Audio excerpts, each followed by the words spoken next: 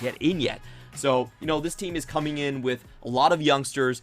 Their oldest player is actually only 20 years old, so extremely young, and it just might be the case that they haven't reached the age limit for the LPL, but are incredibly good.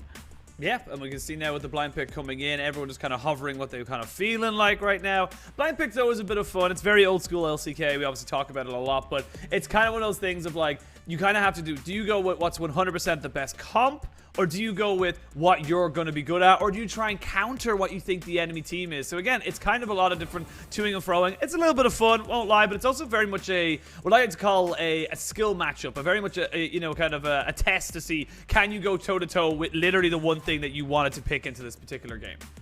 I think in most blind pick games, we're seeing teams gravitate towards more combo-y pieces because you can't really deny them from bans. And this meta really is all about jousting, getting the first blow in. Everyone's playing a knife fight. If you get your combo in before the enemy team does, then you basically just win the team fight. So a lot of these teams are going to go for high initiation. It's always like, start the game already. I know. Oh, no AD carries here. Interesting. Garvey used to be a top laner, and so far from his professional record, we've only seen him play Ezreal at the marksman position. So he's just going back to what he knows, going back to the Irelia. Yeah, absolutely. I thought when you said no AD carries here, I thought you meant in the game in general, and I was like, is Kai'Sa not considered an AD carry anymore? And I realized that you meant for LGD. So yeah, overall, a very kind of interesting pickup here. And we see now the Bruisers bot lane. It can work. We like, you know, obviously in many different metas, we have seen the bot laners kind of turn into a thing. A very, you know, kind of famous one obviously is the Yasuo Gragas, not so much anymore, but the Irelia Leona. That's a lot of all-inning you're gonna get at the, you know, level 3, level 4 mark that you're gonna have to be very, very careful of if you're on the side of Team WE. Oh, I would say even earlier. I think their level 2 is going to be the all-in that they go for right here, because you're going to see the stun come out from Irelia. She can reset that. She's also bringing exhaust, so incredibly easy to just chase down these targets. I like what WE are trying to do to counter this, because it's a very real possibility that they're going to see Flora pay them an extremely early visit. So they're trying to make sure that they get deep vision down and try to deny, like, maybe the red side clear into the gank level 2 from LGD. Yeah, and it is Conqueror for Garvey's Irelia in the bot side, so definitely a pretty standard one. Could have went with maybe a press the attack if he was feeling super frisky, but the Conqueror does give you a little bit more sustain in those overextended team fights, and especially those overextended skirmishes, which, as you said, at level 2, level 3 mark, he's going to be wanting to kind of go for, and I'm curious to see how this one happens. 2 Taliyahs, what does it mean? It means we're going to have some pretty quick farms taken down by both junglers as they just try and power farm through as quick as possible and maybe work towards those Renekton lanes. LGD is not trying to play a standard game right here. It's all about just killing their laners. They have a great combo in the top lane that W really can't match, and their bottom lane is also such an incredible kill lane. However, luckily for WE, their ward does actually spot Taliyah. I believe Taliyah did path downwards. It could also be possible that the Taliyah from Flora actually wrapped around going into her Raptors. So we're going to see by the positioning of WE whether they spot this or not. It looks like they do. Yeah, they know what's up. They're just going to push it in. You can see going missing as he just wants to pop down another ward, make sure they're not being ganked at any point. And I'm pretty sure that LGD have a pretty, you know, kind of easy grasp over the fact that they've been caught out, they've been found out, so they're just going to back themselves away. Just go let Taliyah farm as much as she possibly can, get as much farm onto this Irelia as you can. Irelia, one of those champions as well that, you know, with the Blade Surge, able to actually CS on the turret relatively easily, so even being pushed in like that, not going to be that big of a detriment, in my opinion, to the Irelia, even though as of right now, it does look like it's kind of having a minor effect on the lane. Yeah, early on, especially with them, I think, helping out with the jungler, they're getting pushed in. This is sort of to be expected. I do want to mention when was the last time we saw Irelia played in the bot lane. I believe Season 8 or Season 9, we did see people experimenting with the Irelia Sejuani lane, where you were able to get your on-hit procs onto the melee procs of Sejuani, just get people stunned up and stun locked for a very long time. The level 3 combo was extremely devastating at that point. So this is definitely something that we have seen pro players experiment with. I personally seen it in Challenger, though I don't play there. But I was about to say, you know, I was like, you Challenger? Nah. I'm too old for this shit. I'm a boomer, man. But here we go. Yep, we're going to see beishang jumping in. There is a massive minion wave. Great flawless duet, but it is not enough. It ends up being a trade of 1-for-1. The jungler picked up the kill onto the Irelia. It is going to be flash from Peace. Jiumeng flashes back over, though there is no escape there as Team WE go 2-for-1. Very nicely done here from the side of Team WE. Yeah, and that was surprising how much burst damage they actually got onto Garvey. Garvey was able to cast his W in that fight, sort of negate some of the damage coming in, but still dies almost instantly right there. And we've seen how these double melee matchups usually work. They're very, I would say, one-sided in a sense. Like, if you get ahead, you kind of just win the lane outright. Ooh, actually teleport going to be committed as well. LGD, that is not what you want to be doing there. They instigated that fight. They were not expecting Missing to be up there, and they paid the price. That was such an insane roam coming in from Missing. Great sense on that. He goes straight towards the top lane. They didn't expect him whatsoever. He comes in with a stun at the perfect time, and easy kill out for WE. You know, they're showing a mastery and a great sense of where the members are going to be on the map.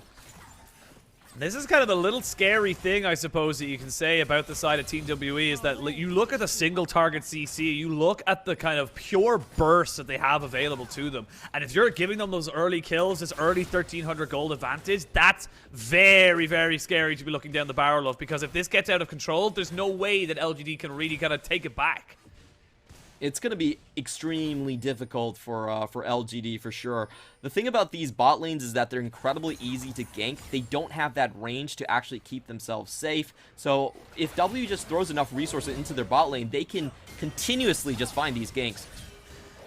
You see there, beishang knockback onto Peace, and that is Jiumeng getting an easy kill there. And this is working out very, very nicely for the WE bot laner, and we talked about a little bit in the the group stages that we had with Team WE, and they were all looking fantastic apart from Jiumeng, but he's been given the resources in this bot lane to be able to shore up those maybe small little differences that he had in the group stages.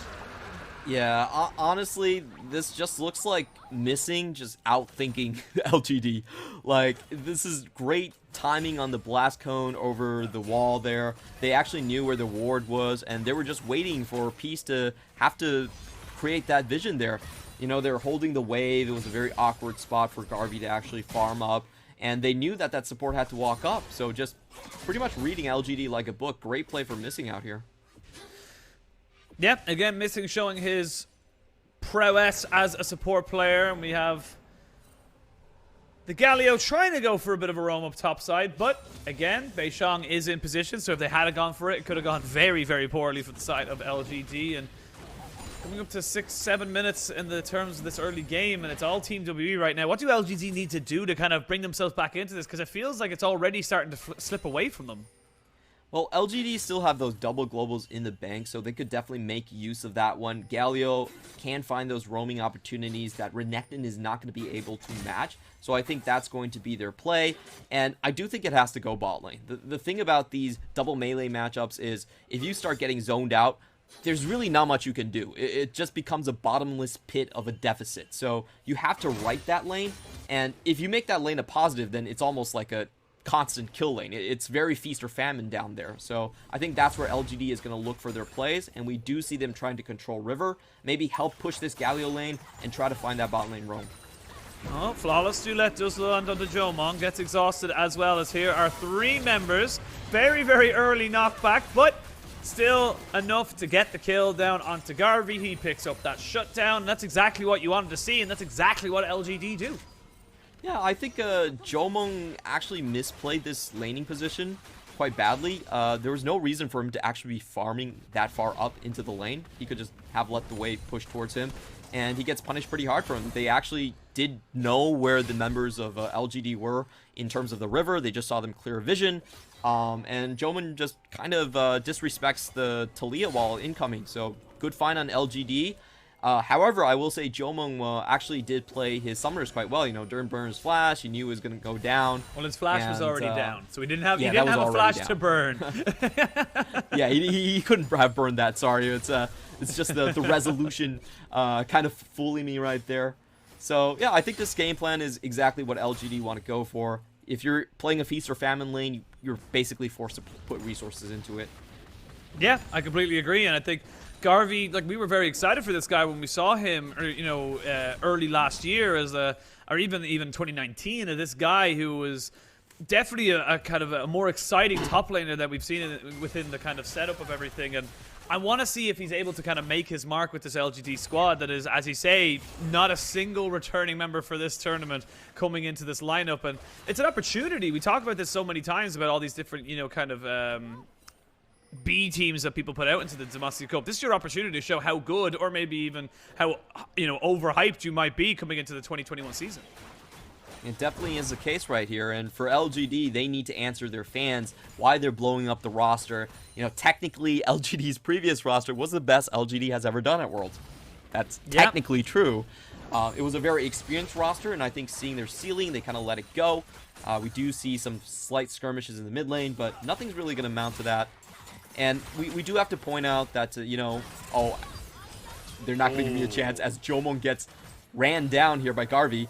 Good flash and heal burn, though, by Garvey as he tries to back himself away. Galio ultimate has to be used to just keep him alive. Jiumeng, though, has no summoners left to his name. That's going to be the taunt coming in. The flawless duet does secure that kill over the side of LGD, but here is the teleport coming in. The Akali is here, going to use the 5-point strike and the perfect execution.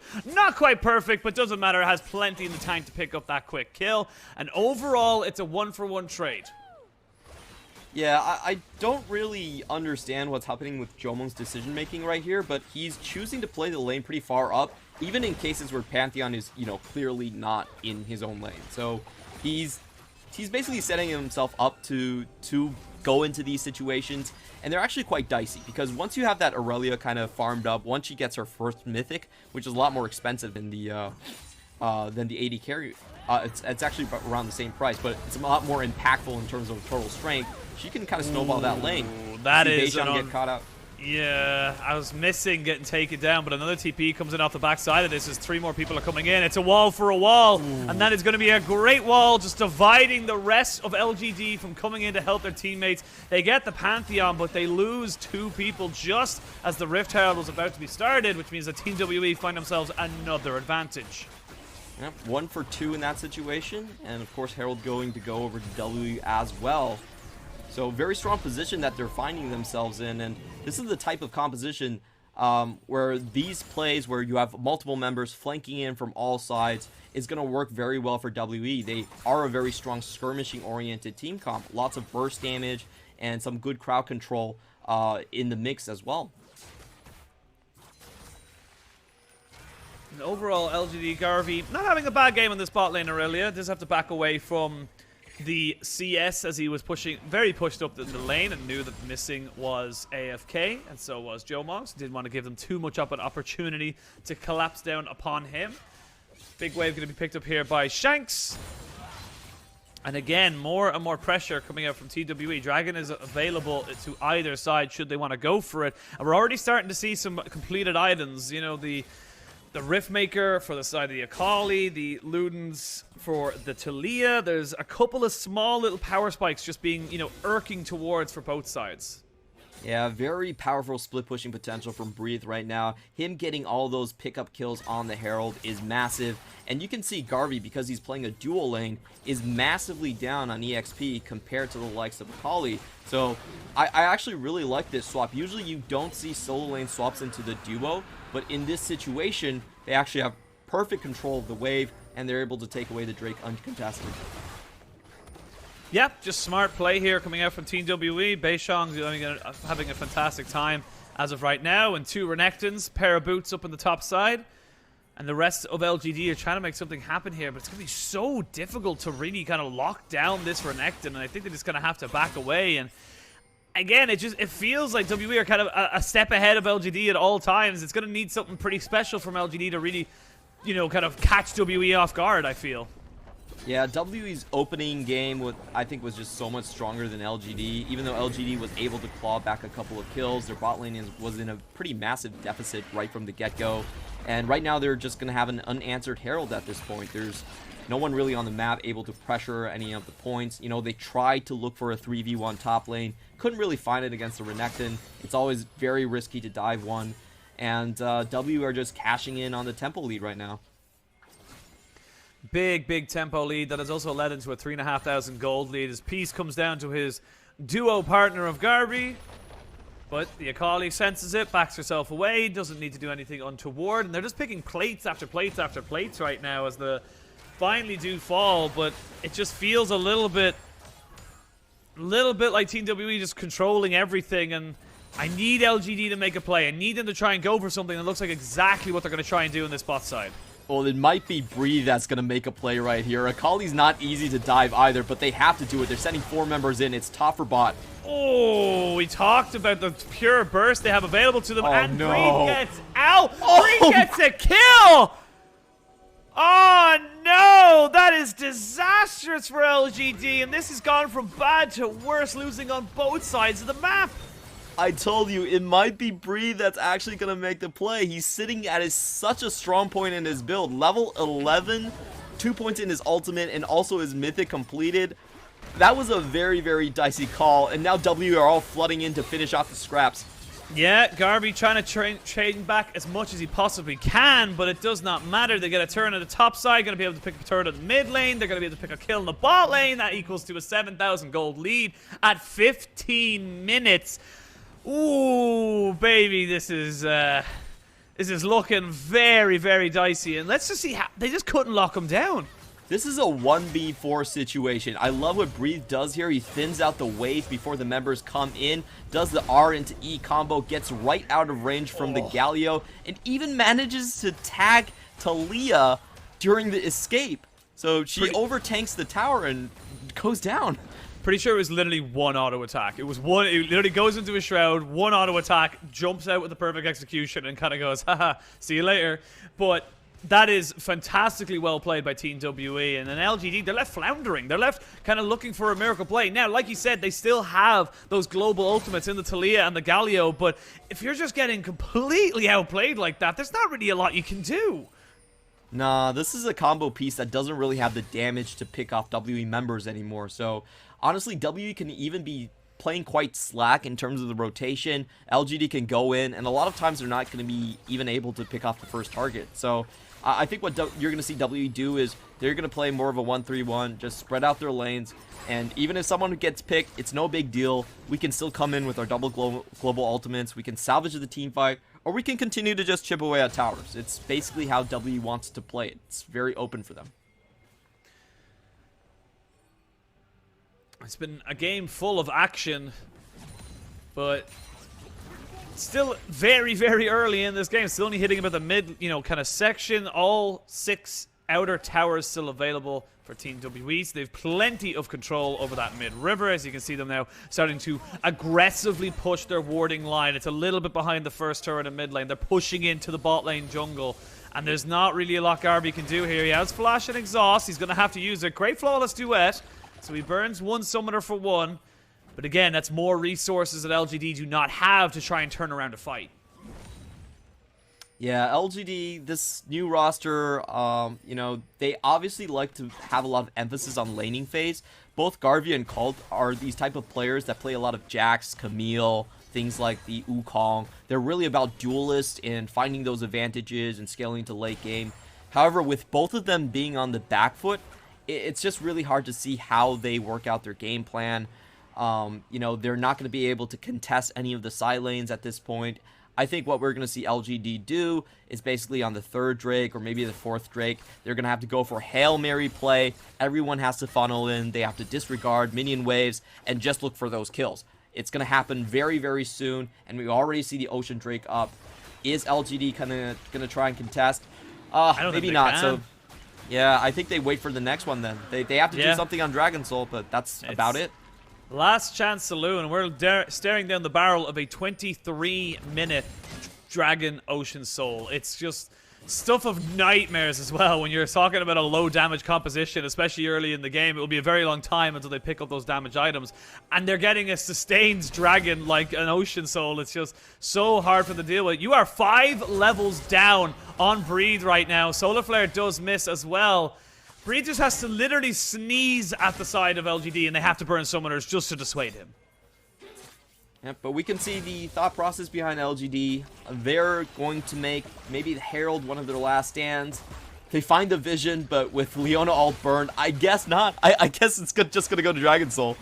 That's going to be the Hail Mary play. That's the only one left. It has to be the Hail Mary. It has to be a Hail Mary coming in from the side of LGD. And they have the tools available to do it. It's just very, very difficult. It's going to kind of rely on them outplaying a load of the mistakes the Team WE are laying out in front of them. There's a lot of different ifs and buts and maybes that have to come into that fight. I will be incredibly happy to see them do it, just because it will make this far, far more interesting, but it's going to be very, very difficult. Yeah, you definitely want to see the fight sooner than later go down for LGD. Garvey is in a terrible position. Teleport coming in 2v1. I don't really see him making it out of this one. 2v1 is the 2 solo laners. 3v1, 2 solo laners in the jungler. Can anyone else jump in? Again, good flawless duet. Does not matter. 4-0-3 there for the Akali. And again, we're seeing LGD just caught out in those small little moments, just far too overextended. Yes, he gets the tower. It's a little bit of global gold for everybody, which I'm sure the rest of his team is very thankful for. But it's just giving away those small little advantages, no pressure to really kind of push from. And I just want to go over what led up to this point in the game, because we do have this 3-minute lull before the Dragon Soul is going to come up. It really started from all of Missing's play. They read LGD like a book. They knew that the early level 2 gank or maybe the level 3 gank was coming in. They had deep vision for it. They scouted out where the Taliyah was. They got early push and damage. They had their own Taliyah come down and find the kill early. And then they froze the wave. They froze the wave. Garvey had to walk up. Peace had to get vision. They sniped off the Leona. And it was just kind of over from there. It was a very fast sequence. Most of it happening in the bot lane and just taking apart this double melee bot. And I think this is a really good reminder to why we don't really see these bot lanes ran anymore. They're extremely high risk, high reward. Yeah, that was that's the base broken open at 21 minutes. They have one outer turret remaining, and oh, TP coming in off the flank of this as well. You can see it's very, very deep. There is the Skyfall as well. Man drop in from Missing, as he's going to be able to tank up so much of this damage. There's just not enough HP on Garvey to keep him alive. And this is going to be a very, very clean team fight coming in from TWE. It's a double kill for Jiumeng. Everybody else from the side of LGD needs to back away. 3 kills. Baron's on the menu. No real resistance coming in from LGD either. You just could see the Cult. He knew that the gig was up. He's saving his teleport. He understands that he can't really fight this even if he goes into this one, and they're just going to give up Baron. I think we might be seeing one of the fastest games of Demacia come. Yep, this is definitely looking to be a very, very fast game. Breed's going to be able to take the final turret in the top side as well. So this is going to be a very, very kind of bog standard. But this is just, honestly, just great awareness and great teleport coming out from Team WE. Yep, everything being taken down so far. I love the pick right here. They know that the Renekton really isn't going to have the time to come into this one and change anything. So they're willing to put all their chips on the table, just go all in here. And, you know, at this point, Breathe 4-0-3 with a level lead. He can play these silents however he really wants to. Oh no. Oh no! Flashing in from Jiumeng just to get the kill there, and it's not even really worth that much gold as such, as they're just helping to kind of pad the KDAs, but that is 30 seconds of no Galio, no ultimate as well. That Xenoblade does not hit, probably for the best, to be honest with you. It does not matter. This game, with the Baron buff, with the amount of damage that they have on this team, they do not care as Breed jumps in with the perfect execution. They're going to force flashes away.